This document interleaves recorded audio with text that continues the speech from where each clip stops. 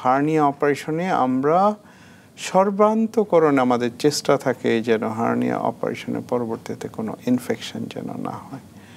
যদি মেশ বা নেট যেটা ইনফেকশন হয়ে যায় তাহলে এই অপারেশনটা আলটিমেটলি পোস্টপন্ড হয়ে যায়। স্যার একটু জানতে চাই যে হার্নিয়া পরবর্তী যে চিকিৎসাগুলো এটা আসলে কোথায় নেওয়া উচিত এবং এক্ষেত্রে সার্জনের অভিজ্ঞতা কতটা গুরুত্বপূর্ণ ভূমিকা পালন করে? ধন্যবাদ।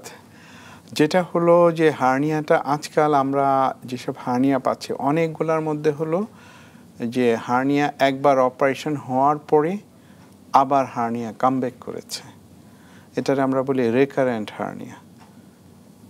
তো রিকারেন্ট হার্নিয়া এরকম অপারেশন একবার দুবার তিনবার করেছে এরকম হার্নিয়া আমরা পাচ্ছি, যে 5 বার 6 বার, সর্বোচ্চ আমি 6 বার হার্নিয়া হয়ে অপারেশন হয়েছে এরকমও পেয়েছি।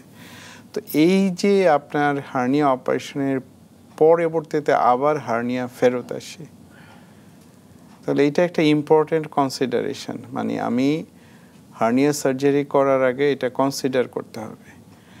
তো কনসিডার করতে হবে, এটা ডিপেন্ড করে কিসের উপর? অনেকগুলো ফ্যাক্টরের উপর ডিপেন্ড করে। একটা ডিপেন্ড করে হলো যে রোগীর শারীরিক কন্ডিশনটা কীরকম,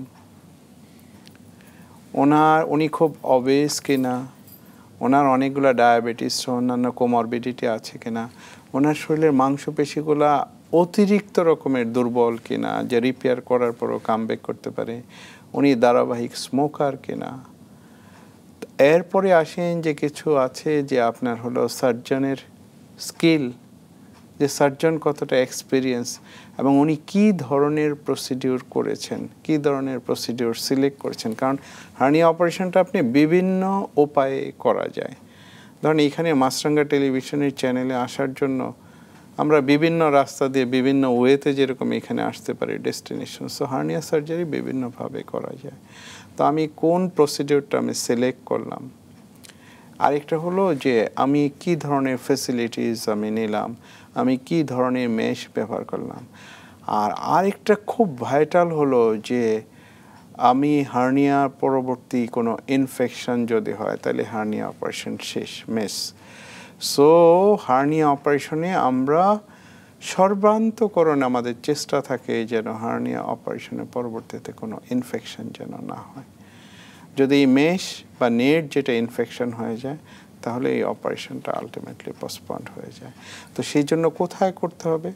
অবশ্যই সিলেকশন করতে হবে যে অবশ্যই আপনি যেখানে করাবেন, যে হসপিটালে করাবেন, যে সার্জন করাবেন তার সম্পর্কে একটু জানা থাকলে ভালো, যে ওনাকে দিয়ে এবং অবশ্যই ওনার সাথে কথা বলে নেওয়া যে কী ধরনের প্রসিডিউর করবে এই প্রসিডিউর। যেমন অনেক সময় আমরা নিজেরাই পেশেন্টকে বলি যে আপনার হার্নিয়াটা এখন যে পর্যায়ে আছে, সো এই হার্নিয়া অপারেশন করার পরেও দেয়ার ইজ চান্স যে হার্নিয়াটা কামব্যাক করতে পারে।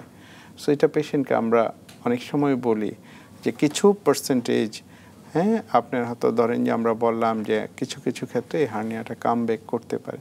সো এটাও শেয়ার করা উচিত, অনেস্টলি শেয়ার করা উচিত যেন পেশেন্ট অ্যাটলিস্ট, কারণ সবাই তো অনেক একটা হোপ নিয়ে আসে, অনেক টাকা পয়সা খরচ হয়, তো সেটার কারণে তার এটা জানা উচিত। বাট আমরা চেষ্টা করি সবসময় করার জন্য, ভালোভাবে করার জন্য। বাট আমি মনে করি যে পেশেন্টের সাথে এটা যিনি অপারেশন করবেন তার শেয়ারও করা উচিত।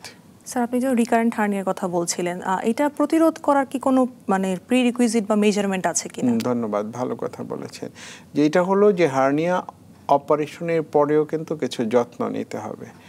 হার্নিয়া প্রিভেনশনের জন্য যেরকম যে হার্নিয়া অপারেশন, একটা হলো যে আপনি যদি ওজন ওয়েট গেইন করতে থাকেন, ওজন বাড়তে থাকে, আপনি যদি দেখা যায় যে এমন সব পরিশ্রমের কাজ করেন যেগুলোতে আপনার পেটের প্রেশার অনেক বেশি, আপনি অনেকে আজকাল তো ধরেন যে আমরা শখ করেও জিম করি, যে আমরা 6 প্যাকস বডি তৈরি করার জন্য জিম করি এবং আনডিউ ওয়েট লিফটিং করি, অনেক ওয়েট লিফটিং করি। এবং এই ওয়েট লিফটিংটাও কিন্তু পারফেক্ট ওয়েতে করা উচিত, যে আপনি কোথায় প্রেশার দিচ্ছেন, আপনি কি আপনার লেগ মাসলকে ব্যবহার করতেছেন নাকি পেটের মাসলকে ব্যবহার করতেছেন।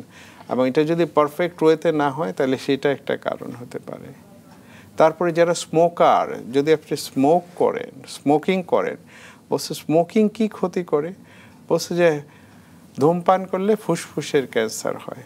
এটা একদম আমাদের এখন হলো যে কি সিগারেটের প্যাকেটের মধ্যে লেখা থাকে, ছবি দেওয়া থাকে। কিন্তু ধূমপান আরেকটা ক্ষতি করে হার্নিয়া পেশেন্টদের। কি ক্ষতি করে? বলছে যে যারা ধূমপায়ী তাদের যে আমাদের যে বডির যে তন্তু বা ফাইবারগুলা যেগুলা থাকে, এই ফাইবারগুলোকে ডিফেক্টিভ করে দেয় এবং উইক করে দেয়। কাজেই যারা ধূমপায়ী তাদের হার্নিয়া হওয়ার বিষয়। আর আরও একটা বিষয় হলো যে আপনার যত বয়স বাড়তে থাকে, এইজিং প্রসেস, এইজিংয়ের সাথে কি হয়, আপনি ধরেন যে অনেকেরই প্রোস্টেটের সমস্যা তৈরি হয়। প্রস্রাব করতে হলে তাকে অতিরিক্ত প্রেশার দিতে হয়, প্রস্রাব ক্লিয়ার করতে পারে না। তারপরে কনস্টিপেশনের সমস্যা তৈরি হয় এবং অনেকেরই কাশি থাকে, দীর্ঘমেয়াদী কাশি থাকে, হাঁচি কাশি, হ্যাঁ, দীর্ঘমেয়াদী কাশি থাকে। তাইলে এইগুলা সবগুলোর ক্ষেত্রেই আপনাকে মিজান নিতে হবে।